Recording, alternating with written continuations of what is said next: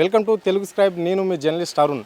So ఇప్పుడు మనం హైదరాబాదులోని ఇక్కడ ఫిలిం నగర్ దగ్గరలోని ఎంజీ నగర్లో ఉన్నాం. అంటే ఇక్కడ ఒక మోరి ఉంటుంది. ఆ మోరి పక్కన అటువైపు ఇటువైపు ఇండ్లు కట్టుకొని పేద ప్రజలు అంటే వీళ్ళు అడ్డల మీద పని చేసుకునే వాళ్ళు, నిత్యం కూలీనాలి చేసుకునే ప్రజలు ఈ ప్రాంతంలో ఎక్కువగా నివసిస్తూ ఉంటారు. ఎంజీ నగర్లో మాత్రం ఎక్కువగా చూస్తుంటే మోరు ఉంటుంది. ఈ మోరు చుట్టూ ఉండే ప్రజలంతా మనం ఇప్పుడు ఈ కాలువ మీద నిలబడి మాట్లాడుతున్నాం. ఈ మోరు మీద చూస్తున్నాం కదా, ఎక్కడ చూసినా ఈ మోరు ఎంత మురికి ఉంది. మళ్ళీ ఇక్కడ ప్లాస్టిక్ తోటి నిండిపోయి ఉంది. ప్లాస్టిక్ చెత్త చెదారంతో, దుస్తువులతోటి, అంటే రకరకాల చెత్తతోటి నిండిపోయి ఉంది. అంటే ఈ మోరీలకు మీద ఉన్న బస్తీల నీళ్ళన్నీ వేగంగా వచ్చేసి మోరి పక్కన ఉండే వాళ్ళు మాత్రం ఎంతో డిస్టర్బ్ అవుతుంటారు. అంటే దోమలు, ఈగలు, ఈ వర్షాకాలం కాబట్టి ఎక్కువగా వానపాములు, కప్పలు, తేళ్ళు ఇలాంటి రకరకాల జీవులు కూడా ఇక్కడ ఈ బస్తీలో ఉండే ఈ ఫ్యామిలీస్ ఉండే ఈ బస్తీలో, అంటే వీళ్ళు కట్టుకున్న చిన్న ఇళ్ళకు అవి రావడం అనేది జరుగుతుంది. అంటే మళ్ళీ ఈ మోరి దాటడానికి కూడా ఒక వంతెన ఏర్పాటు చేసుకున్నారు వీళ్ళే. సో ఈ వంతెన కూడా ఇరిగిపోయింది. ఇప్పుడు ఈ విజువల్ మనం చూస్తున్నాము, ఈ వంతెన ఎక్కడ పడితే అక్కడనే ఇరిగిపోయింది. మళ్ళీ సో అక్కడక్కడ ఇది వంతెన కూలిపోవడే స్థితిలో ఉంది. అంటే కరెక్ట్గా చెప్పాలంటే ఒక నలుగురు దీని మీద ఇలబడి నడుచుకుంటూ పోతే ఇది కూలిపోతుంటుంది. అంటే అక్కడక్కడ దీన్ని ఫ్యాక్టరీ లైన్ దగ్గర కూడా వాళ్ళు ఏదో చెక్కలతోని దీన్ని కప్పుచ్చుకొని దీని మీద నడుస్తూ ఉంటారు. అంటే ఇక్కడ ఎక్కువగా చిన్నపిల్లలకైతే మరీ ప్రమాదంగా ఈ వంతెన కనిపిస్తుంది. అంటే వృద్ధులు కావచ్చు, చిన్నపిల్లలు దీని మీదకి నడవాలంటే ఎంతో ఇబ్బంది. అంటే ఈ బస్తీలలో పని చేసుకునే వాళ్ళు ఎక్కువగా అంటే ఏదో ఒక పని జీవనాధారం గురించి హైదరాబాద్లో చేసుకోవడానికి వీళ్ళు ఇక్కడ నివసిస్తూ ఉంటారు. కొంతమంది రెంట్కి వచ్చి ఉంటారు, కొంతమంది ఇక్కడ ఓన్ ఇల్లు కూడా ఉన్నాయి వీళ్ళకు.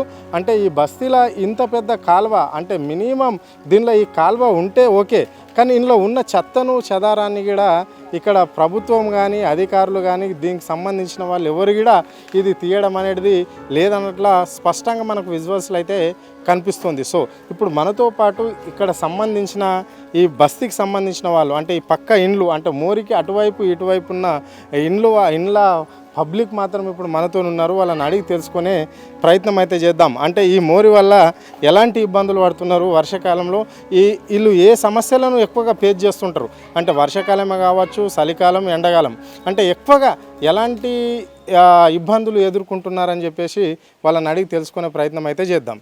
అమ్మ చెప్పండి అమ్మా, ఈ ఎట్లా ఉంది మరి, వర్షాకాలం కదా, మీరు ఎట్లా ఉంటారు? మొత్తం అంతా ఇంట్లోకి వచ్చేసిన చిన్న పిల్లలు ఉన్నారు, పాములు వచ్చినాయండి, మామూలుగా దోమలండి, ఈగలు. మేము 20 సంవత్సరాల నుంచి ఈ గుడిసెలోనే ఉంటున్నామండి. మా వంతులంది రూపాయింది, చెక్కలు వేసుకుని అలాగే నివసిస్తున్నామండి. మమ్మల్ని చూసి వాళ్ళు ఎవ్వరు లేరు. ఇక్కడ సంబంధించిన కానీ గవర్నమెంట్ అధికారులు, జిహెచ్ఎంకి సంబంధించిన వాళ్ళే కావచ్చు, రాజకీయ నాయకులే కావచ్చు, ఎవరైనా ఇక్కడ కార్పొరేటర్ కూడా వచ్చి మిమ్మల్ని పలకరించిన పాపాను ఉందా? ఎవరు రావట్లేదండి. చెప్తున్నాము, చూస్తున్నారు, వెళ్ళిపోతున్నారు అంతే. వేస్తామంటున్నారు, వేస్తలేదు. మీరు కూడా చూస్తున్నారు కదండి ఎలాగుంది. అలాగే నడుస్తున్నాము. మాపులు బోటాలో కూడా మేము పొద్దున పోతామండి, సాయంత్రం వస్తాము, మధ్యాహ్నం పోతాము, ఇళ్ళల్లో పని చేసుకుంటారు. అంటే ఇప్పుడు ఈ కాలువలో ఇంత చెత్త చెదరం ఉంది, ఇది ఎక్కడి నుంచి వస్తుంది? పైనుంచి వస్తాయండి, ఫిలిం నగర్ నుంచి వస్తాయండి నీళ్లు, బీజేపీ బస్తీల నుంచి వస్తాయండి. మొత్తం చెత్త చెదారం అంతా వస్తుందండి మొత్తం. వాళ్ళకి పొద్దున జిహెచ్ఎంసీ వాళ్ళు ఉంటారు కదా, వాళ్ళంతా దీన్ని క్లీన్ చేయరా? ఏం చేయరండి, చేస్తారు మళ్ళీ మామూలుగా కొట్టుకొచ్చేసి దీంట్లోనే ఉంటుంది. సో మరి ఇంత స్మెల్ వస్తుంది ఈ ఇళ్ళల్లో, మీరు ఎట్లా ఉంటారు? ఇంత చిన్న ఇళ్ళల్లో ఇంత పెద్ద వాగు ఉంది, ఆ వాగు చిన్న ఇళ్ళల్లో ఎట్లా ఉంటారు? రేవంత్ రెడ్డి గారు ఇస్తానంటున్నారు, ఆయన లేదు. మేము అలాగే తిరుగుతున్నాం, ఉంటే అక్కడికి పోండి ఇక్కడ పోండి, అప్పుడు ఇస్తారు ఇప్పుడు ఇస్తారంటున్నారు, ఇస్తలేదు. అంటే ఈ వంతెన ఈ వంతెన ఇట్లా కూలిపోవడానికి వేస్తామని చెప్తున్నారు. మొన్న వచ్చారంటే చూసుకున్నారు, ఈ వారంలో వేస్తామని చెప్పారు, కొలతలు అవి తీసుకున్నారు. మరి అవుతుందని మీరు అనుకుంటారా?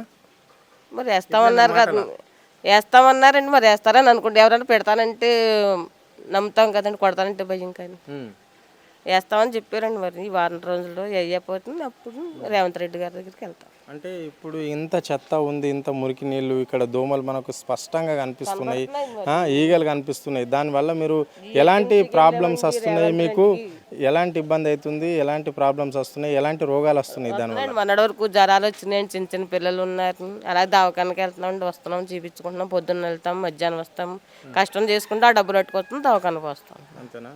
అంటే ఇప్పుడు మరి గత ప్రభుత్వంలో బస్తీ దవాఖాన లాంటివి ఉండేటివి అవును. కానీ ఇప్పుడు ఆ దవాఖాన ఈ పని చేస్తుందా మీ ఫిలిం నగర్లో ఇది ఎంజీ కాలనీలో ఇక్కడ చూస్తలేదండి సరిగ్గా కూడా. చూస్తలేరా ఈ ప్రభుత్వం వచ్చింది ఉండేనా ప్రభుత్వం వచ్చి అప్పుడు 6 నెలలు 7 నెలలు అయిందండి, ఎవరో రాలేదు కూడానండి.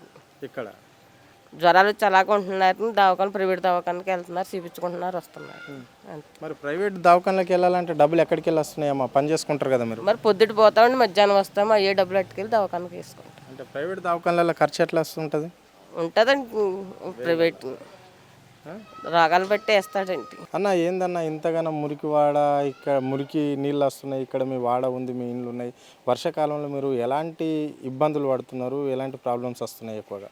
దోమలకి చాలా అయితే ఎక్కువ బాధపడుతున్నాను. ఎవరో పట్టించుకునే వాళ్ళు ఎవరు లేరు. చేస్తాం ఉంటానే ఎవరో చేస్తారు, పైన చెత్త తీస్తారు వెళ్ళిపోతారు.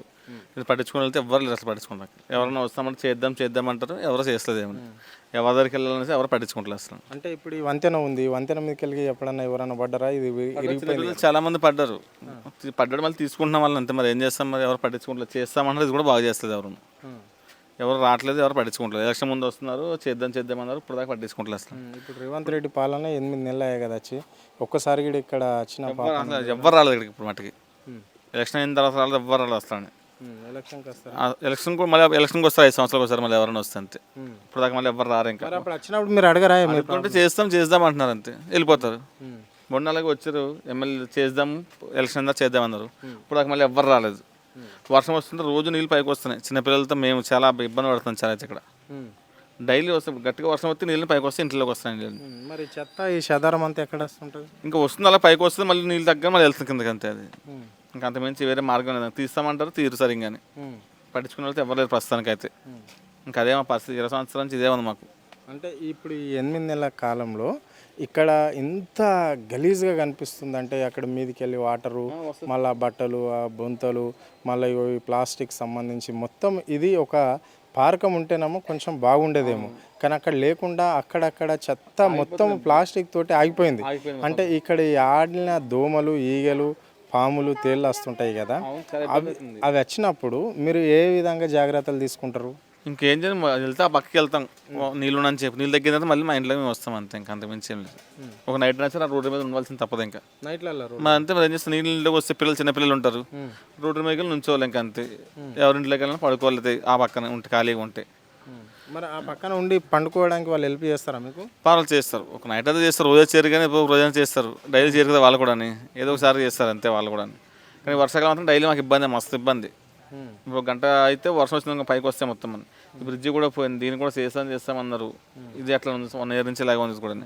ఎవరు పట్టించుకుంటలే అసలు ప్రస్తుతానికి అయితే. అంటే ఇప్పటి వరకు ఏమన్నా దోమలకు సంబంధించి కానీ, ఈగలకు సంబంధించి కానీ, అప్పుడు గత ప్రభుత్వంలో అది పిచికారీ చేసేది, అంటే దోమలకు సంబంధించి ఇప్పుడు అట్లా చేస్తున్నారు. ఇప్పుడు అసలు చేసలేదు అసలు, ఇప్పుడు అసలు చేసలేదు.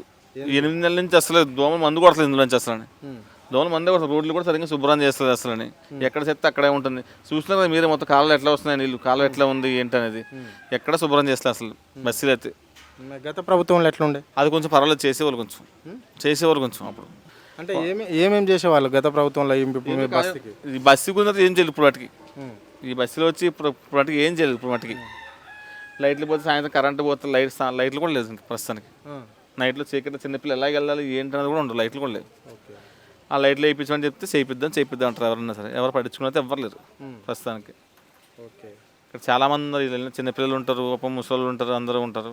పట్టించుకున్న అయితే ఎవరు లేరు ప్రస్తుతానికి అయితే. ఎవరికి చెప్దామని ఎవరు వినేవాళ్ళు కూడా ఎవరు లేరు చెప్తాకి.